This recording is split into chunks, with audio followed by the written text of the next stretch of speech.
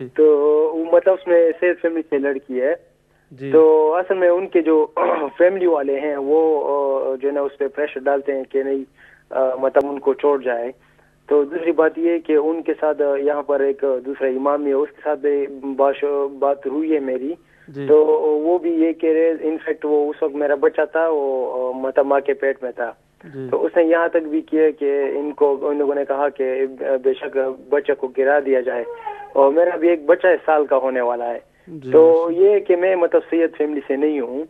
تو جی میں یہ پوچھنا چاہ رہا ہوں کہ کیا یہ مطلب یہ جب یہ ہماری جو نکاح ہوئی ہے باقاعدہ اسلامک طریقے سے، مولوی نے نکاح پڑھا، یہ سب کی ہے، جی تو کیا یہ جائز نہیں ہے یا ناجائز ہے؟ اگر یہ ناجائز ہے جی تو مطلب پھر تو یہ شاہ صاحب واضح کرے.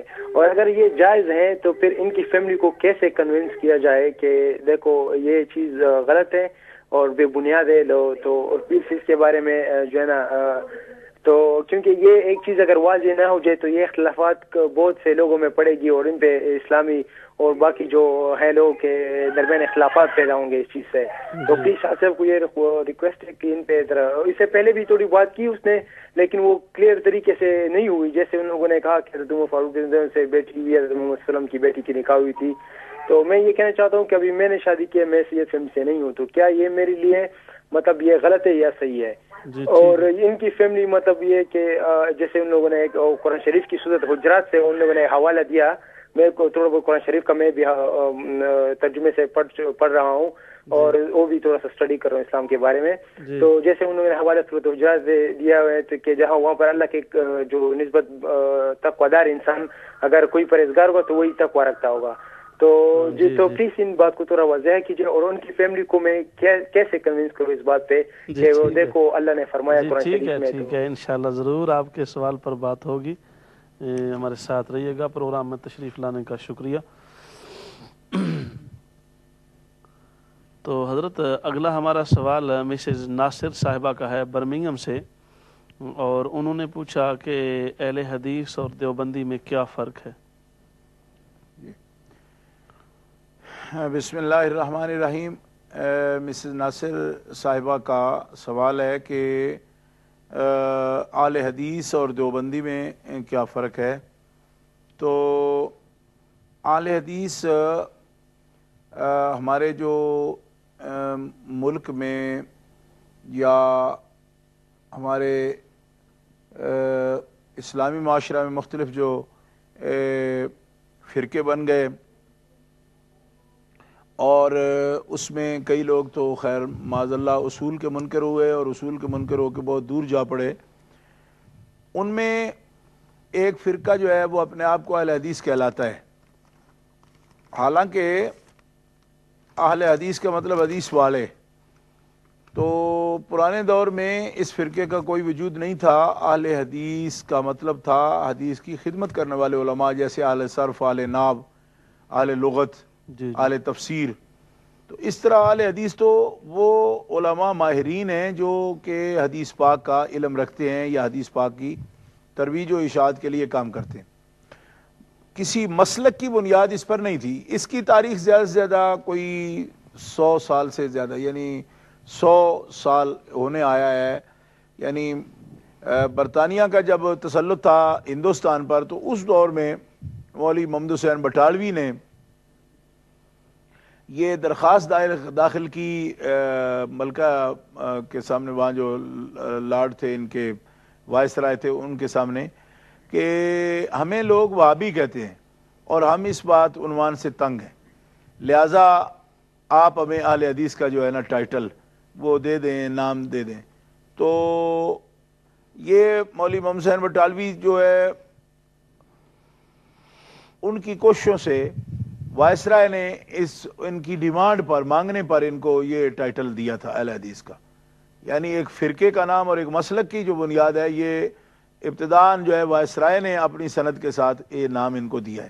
لہذا اہل حدیث کسی مسلک کا جو نام ہے، یہ گورنمنٹ برطانیہ کی ہی دین ہے. اس میں قرآن و سنت کی یا تاریخ اسلام کا جو ہے نا وہ کوئی تعلق نہیں ہے. مگر اہل حدیث اور دیوبندی کے فرق میں جو پوچھا گیا وہ یہ ہے کہ ان کے درمیان پہلے تو میں یہ بات واضح کرنا چاہتا ہوں کہ ان کے درمیان اتفاق کس بات میں ہے، فرق بعد میں بتاؤں گا تاکہ یہ سمجھ آ جائے کہ ان کا آپس میں تعلق کیا ہے۔ تعلق یہ ہے کہ محمد بن عبد الوہاب نجدی نے جو طریقہ رائج کیا ہے توسل کا مسئلے میں کہ نبی کریم علیہ السلام کا وسیلہ اختیار کرنا اور اپنانا جائز نہیں ہے دعا کے اندر، یا شفاعت کا آپ سے سوال کرنا، یا مدینہ طیبہ کے لیے زیارت کی نیت سے جانا، یہ مسائل جو میلاد شریف کی محفل منعقد کرنا اور نبی کریم علیہ السلام کی وجاہت، نبی کریم علیہ السلام کی عظمت کا بیان اور اس پر ایمان رکھنا، ان کے مسائل میں محمد بن عبد الوہاب کی جو تشریحات تھیں کہ ان تمام امور کو وہ شرک کہتے ہیں یہ شرک ہے۔ تو اس فکر کو سب سے پہلے ہندوستان میں اسماعیل دہلوی کے نام سے ایک جو شخصیت ہوئی ہے، انہوں نے تقویت الایمان اور صراط مستقیم اور یک روزی اور اظہار الحق، ان کتابوں میں انہوں نے،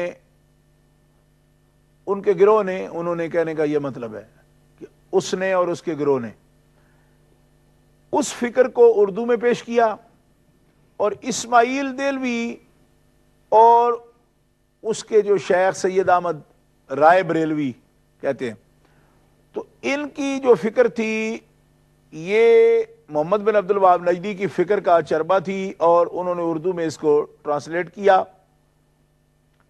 دلچسپ بات یہ ہے کہ آج کے دور میں ابو الحسن علی ندوی نے، بڑے مشہور سکالر ہیں وہ ندوہ والوں کے، انہوں نے تقویت الایمان عربی کرنے کی کوشش کی ہے۔ جب انہوں نے عربی کی نا تو پوری کی پوری کتاب التوحید بن گئی محمد بن عبد الوہاب کی، یعنی لفظ بلفظ ترجمہ ہے تقویت الایمان کتاب التوحید کا، محمد بن عبد الوہاب کے نظریات کو انہوں نے پیش کیا ہے۔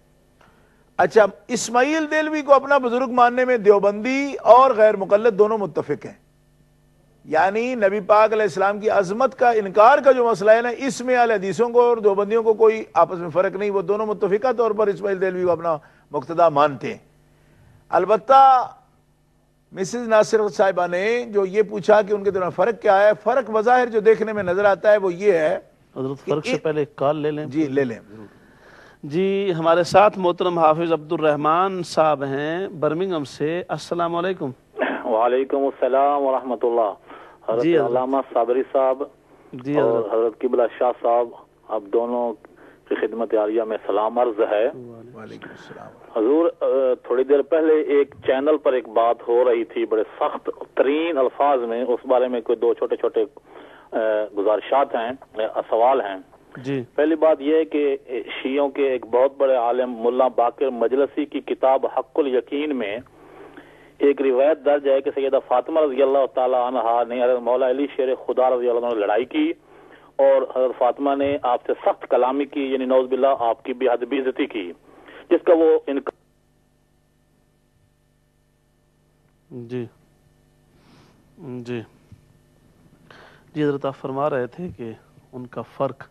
ہاں جی، تو فرق یہ ہے کہ عقائد میں تو ان کے درمیان اتفاق ہے، یہی کہ جیسے اسماعیل دہلوی نے اپنی کتابوں میں خاص طور پر صراط مستقیم میں یہ کہہ دیا کہ نماز میں نبی کریم صلی اللہ تعالیٰ علیہ وسلم کی طرف توجہ لے جانا، یعنی سلام، درود اور سلام پڑھتے وقت السلام علیکم ایھا النبی کہتے وقت، کیونکہ علماء نے، امام غزالی رحمۃ اللہ علیہ اور بڑی بڑی کامل ہستیوں نے اس پر بڑا زور دیا ہے کہ جس ہستی پر سلام پڑھتے ہو نا، ان کو، ان کی بارگاہ میں خود کو حاضر سمجھو، یعنی اس کو معراج کی حکایت کے طور پر نہ پڑھ دو کہ اس طرح التحیات اللہ والصلوات والطیبات، حضور نے کہا تو السلام علیکم ایھا النبی اور رب نے فرما دیا تو یہ حکایت ہے معراج کی، اس طرح نہیں، انشاء کرو اپنی طرف سے کہ السلام علیکم ایھا النبی، جب ایک نمازی پڑھتا ہے تو ایھا النبی کہتے وقت وہ یہ اس بات کا استحضار کرے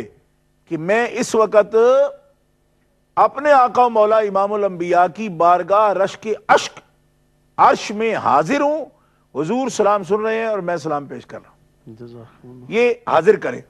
یہ بات لکھنے کو انہوں نے کہا جی یہ تو بہت بری بات ہے اور ایسا کرنا تو فلاں خیال سے بھی بدتر ہے. اب میں ایسی باتیں جو آن ایئر جو ہے نا کہہ نہیں سکتا جتنی گندی زبان اسماعیل دہلوی نے صراط مستقیم میں استعمال کی ہے.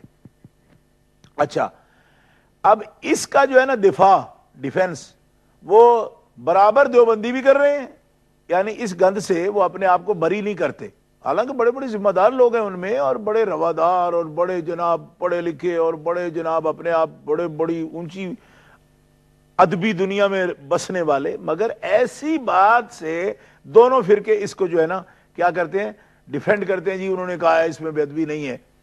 تو یہ تو ان کے اتفاقی فرق یہ ہے دکھانے کے لیے جو ہے ایک جملے میں عرض کر دیتا ہوں کہ فرق یہ ہے کہ دیوبندی جو ہیں وہ اپنے طریقے عبادات وغیرہ میں فقہ کی پیروی کرتے ہیں, فقہ حنفی کو مانتے ہیں اور نماز وغیرہ اس کے مطابق ادا کرتے ہیں, اور غیر مقلد جو ہیں وہ کسی بھی امام کی تقلید نہیں کرتے. اس لیے اصل نام ان کا اہل حدیث ہے ہی نہیں, غیر مقلد ہیں, کہ وہ اماموں کی تقلید سے آوارہ ہیں, وہ کسی کی بھی تقلید نہیں کر رہے اور کسی کو فالو نہیں کر رہے. جزاکم اللہ.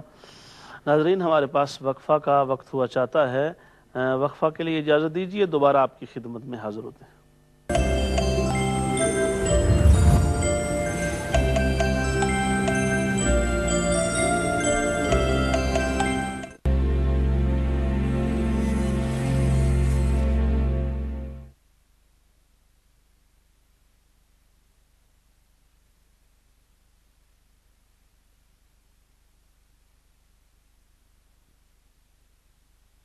اللہ اکبر اللہ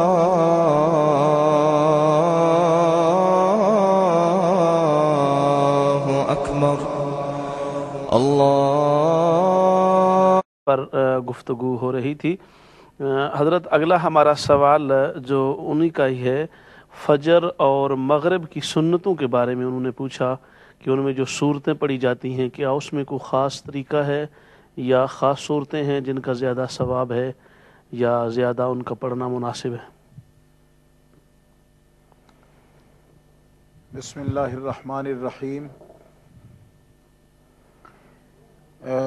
فجر اور مغرب کی, جی مغرب کی, یعنی مغرب کی بعد کی سنتیں اور فجر سے پہلے کی سنتیں, اس بارے میں کتاب جو ہے وہ الاذکار امام نووی رحمۃ اللہ تعالی علیہ کی جو کتاب ہے اس کے اندر نبی کریم علیہ السلام نے جو سنتوں کے اندر یا نوافل کے اندر جن صورتوں کی تلاوت فرمائی ہے اس کا ذکر تفصیل کے اندر تفصیل کے ساتھ موجود ہے. البتہ فرض نمازوں میں صورتوں کا تعین بھی موجود ہے اور فجر کے لیے طوال مفصل ہے. اس کا طوال مفصل جو جن صورتوں کو کہا جاتا ہے ان کا پڑھنا مسنون ہے, لیکن سنتوں میں یا نوافل میں مسنون کچھ نہیں, اس میں جائز ہے, آپ جہاں سے چاہیں پڑھ سکتے ہیں. سبحان اللہ. تیسرا ان کا سوال یہ تھا کہ جیسے یہ فرمایا گیا کہ جنت میں جو داخل ہو جائے گا, قرآن مجید میں بھی ہے جب جنت میں داخلہ ہوگا تو ہم فیہا داخلون, اس میں داخل ہو جائیں گے, فیہا خالدین. تو وہ ریاض الجنہ میں جو شخص پہنچ جاتا ہے تو کیا اس کے بعد وہ یہ سمجھے کہ اب مجھے باقاعدہ یعنی میں جنت میں داخل ہو گیا, یا کیا وہ ایسا تصور کر سکتا ہے؟ سوال پر جانے سے پہلے ہمارے ساتھ کالر ہیں مسز سیدہ جیلانی. السلام علیکم. وعلیکم السلام. کیسے ہیں آپ؟ ٹھیک ہیں جی الحمدللہ. جی شاہ صاحب وہ بات کر رہے ہیں؟ جی شاہ صاحب سن رہا ہوں. جی میں سیدہ گیلانی بات کر رہی ہوں لندن سے. میں نے ایک کویشچن کرنا ہے آپ سے. فرمائیں. میں مطلب یہ ہے کہ آپ نے یہ ابھی تھوڑی دیر پہلے یہ کہا ہے کہ بھائی جو سعید لڑکی ہے وہ 29 سے نکاح کر سکتی ہے. جی جی یہ صحیح بات ہے؟ آپ سوال کریں, میں نے ایسا نہیں کہا ہے, میں نے کف کا مسئلہ بیان کیا ہے. جی آپ سوال کریں, اس میں جو آپ پوچھنا چاہتی ہیں وہ پوچھیں آپ. ہم لوگ جو ہے نا ہمارے گیلانی سعید ہیں، ہماری لڑکیاں جو ہے نا خاندان کی وہ باہر شادی نہیں کر سکتی 29 لوگوں سے، کیونکہ ہمارے مرید ہیں خود اور ہماری درباریں پاکستان چل رہی ہیں، تو ہماری جو لڑکیاں ہیں سعید وہ کسی امتی سے شادی نہیں کر سکتی۔ ایک دن کی جو بچی پیدا ہوتی ہے وہ امتی کی ماں ہے، اور ماں جو ہے وہ شادی امتی ہے، ماں بیٹے کا رشتہ ہو جاتا ہے، تو وہ تو شادی نہیں ہو سکتی نا ان کی۔ جی تو ہمارا جو خاندان ہے وہ بہت سخت ہے، ہمارے جو میرے جو بھائی ہیں وہ باہر سے شادی کر سکتے ہیں کسی خاندان سے، لیکن اپنی جو لڑکی ہے وہ کسی کو نہیں دے سکتے۔